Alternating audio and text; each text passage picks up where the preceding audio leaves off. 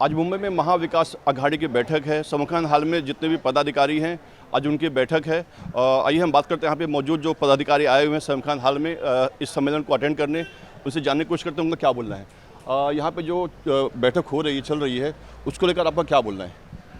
आज का महाविकास आघाड़ी का आज चुनाव का बिगुल बजने वाला है। यहाँ महाविकास आघाड़ी का मंच बनाया आज, और महाविकास आघाड़ी का आज यहाँ पर शिवसेना ने आयोजित सारे पार्टियों के साथ, कांग्रेस और राष्ट्रवादी के साथ आज हमारे श्रेष्ठ नेतृत्व यहाँ आई है। और आज यहाँ से हमारा रोड मैप आने वाले समय में किस तरह हमें लोगों के बीच में जाना है, आज मार्गदर्शन हमारे सारे नेतृत्व करने वाले हैं यहाँ पर। आज यहाँ पे हजारों की संख्या में कार्यकर्ता आए हैं और यहाँ पर जो जितने भी नेताओं के, वरिष्ठ नेताओं के भाषण हुए हैं उसमें एक मुद्दा छाया रहा है लाड़की बहन योजना को लेकर। तो हम जानना चाहेंगे जो कार्यकर्ता हैं और उनका क्या बोलना है इस योजना को लेकर। यहाँ पर अक्सर भाषण में जितने भी वरिष्ठ नेता हैं सबके मतलब भाषण में एक ही मुद्दा छाया हुआ है, लाड़की बहन योजना। उसके लेकर आप लोग क्या बोलेंगे? लाड़की बहन योजना चुनाव के मुंह पे आते हुए, जब से चुनाव आ गया 1 महीने के अंदर इनको सरकार को लाड़की बहन योजना याद आ गई है। इनका लाड़का भाव योजना, लाड़का चाचा योजना, ये सब आएगा सरकार में। बिकॉज हमने पार्लियामेंट चुनाव में देख लिया था, महाराष्ट्र की जनता ने इनको नकार दिया है। इनको ज़मीन पे लेके आ गए थे और इनको टोटली नकार दिया है। अब नकारने के बाद इनको योजना याद आ रही है जो अभी आने वाले नहीं है सरकार में, और ये योजना हमने कई प्रदेशों में लागू किया हुआ है। इनको लास्ट में 1 महीने में इनके सारे बहनों को, ओवरऑल इन बहनों को कितना रेप्स हो रहा है, कितने औरतों के ऊपर जुल्म हो रहा है, किसानों के ऊपर जुल्म हो रहा है, ये इनको दिखाने 4.5-5 साल। और अचानक इनको याद आ गया कि लाड़की बहन योजना लेडीज के लिए अच्छी बात है। पर हमें कहना है कि अगर लाड़की बहन योजना तो लाड़का भाव योजना करो, लाड़का चाचा योजना करो। सभी सारे आपके प्रदेश के लोग हैं ना, तो योजनाएं लाया तो सारे प्रदेश के लिए साइमल्टेनियसली आना चाहिए, मैक्रो लेवल पे आना चाहिए योजनाएं। तो और भी यहाँ पे लोग मौजूद हैं, उनसे पूछते हैं। यहाँ पे जो कार्यक्रम हो रहा है इसमें ये उम्मीद थी कि यहाँ पर मुख्यमंत्री का जो चेहरा है वो घोषित होगा, लेकिन अभी तक उसके ऊपर लेकर कोई चर्चा नहीं हुई है। और जब उद्धव जी दिल्ली गए थे तो विपक्ष ने उस पर काफ़ी निशाना साधा था कि वहाँ पे सीएम की कुर्सी मांगने गए हैं। तो उसको लेकर आप क्या बोलेंगे? देखो, कुर्सी की बात अलग है। अभी प्रेजेंट पोजीशन ऐसा है कि हमको महाविकास आघाड़ी को एक होके ये इलेक्शन लड़ना है। अभी लाड़की बहना योजना में 35 लाख मेंबर को पैसा ट्रांसफ़र नहीं हो गया है, आधार लिंक नहीं है। बहनों को इतना तकलीफ़ दिया जाता है कि लाइन लगा के उन लोगों को वापस भेजा जाता है, उनकी प्रॉपर डॉक्यूमेंट्स नहीं है।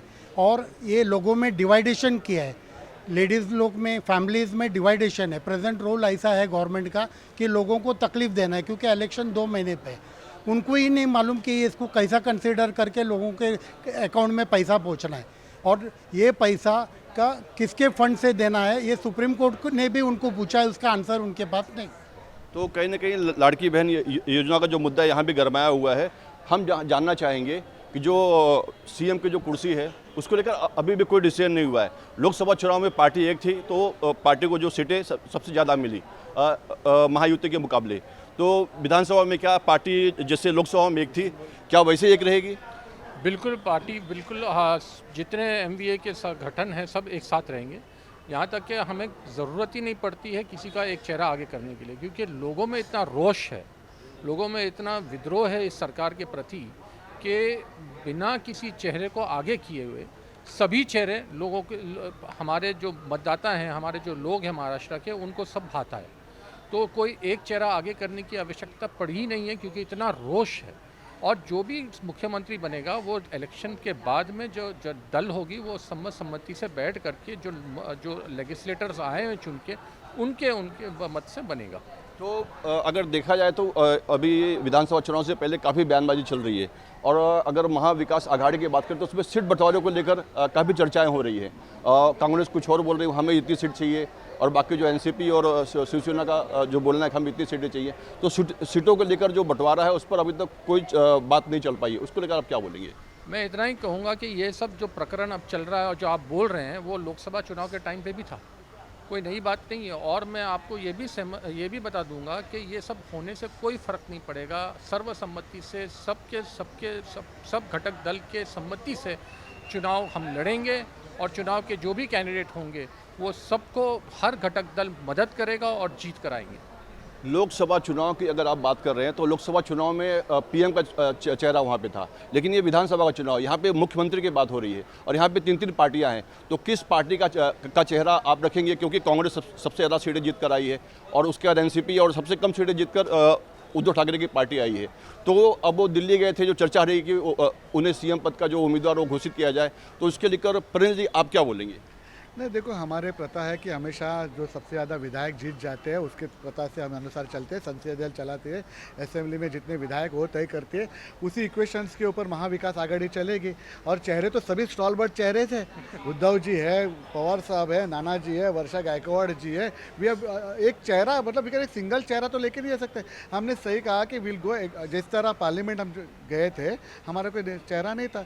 इट वॉज 2 आदमी अडानी अंबानी के खिलाफ है, पूरे देश के थे। उसी तरह महाराष्ट्र के अंदर भी, महाराष्ट्र के अंदर हमें चेहरे की ज़रूरत नहीं है। जो सेकुलर फैब्रिक है, हम तीनों ने उसको रखने के लिए, उस सेकुलर फैब्रिक के लिए जिंदा रखने के लिए आज तीनों पार्टी डिफरेंट आइडियोलॉजी साथ में, 2 राष्ट्रवादी कांग्रेस, शिवसेना साथ में आई है।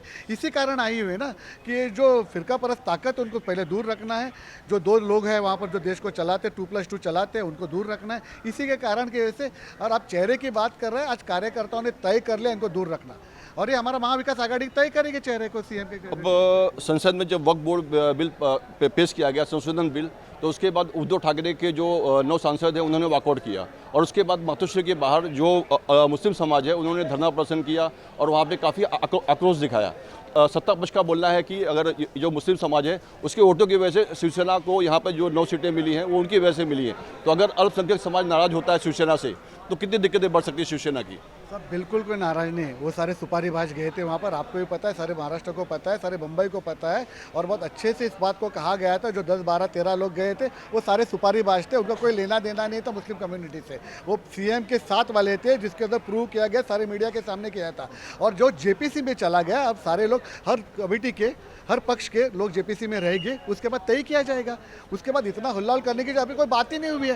ये पेश किया हो, जेपीसी में चला गया, जेपीसी के आने के बाद तय किया जाएगा। और जो वहाँ से मातोश्री में साहब, उनकी, मैं शब्द वापरूंगा, औकात नहीं मातोश्री के पास जाके, वो 10-12 लोग जाए तो उनको कम्युनिटी से कोई लेना देना नहीं था। तो कहीं ना कहीं यहाँ पे जो कार्यकर्ता है उनमें काफ़ी उत्साह है, और उनका बोलना है कि जो मुख्यमंत्री का चेहरा है वो आपसी बातचीत के बाद पार्टियों का दौरा तय होगा। और यहाँ पर जो है वो मीटिंग खत्म होने आई है, और जो कार्यकर्ता यहाँ पे भारी उत्साह में दिख रहे हैं, और उन्होंने भारी संख्या में उपस्थिति दर्ज कर अपनी जो एकता है उसको दिखाया है। कैमरामैन शिवाजी काले के साथ अंजनी कुमार मिश्रा, आवाज़ इंडिया।